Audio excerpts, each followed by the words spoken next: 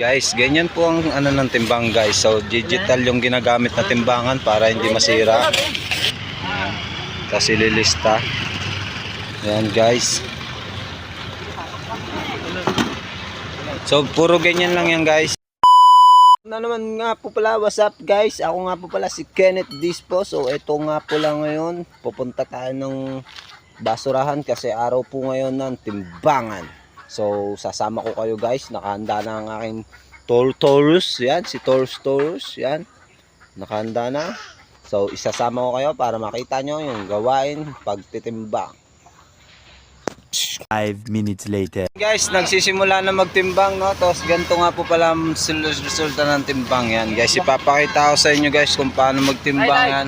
Sama ko si Ricky. Yan, shoutout guys. Papalo yung kanyang Facebook. Yan, oh. Ayan si Edmond Tanga.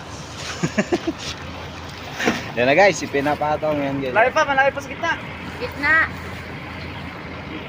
So, ganyan magtimbang guys. So, guys, ganyan po ang ano ng timbang guys. So, digital yung ginagamit na timbangan para hindi masira. Tapos ililista. Ayan guys. So, puro ganyan lang yan guys. Ayan.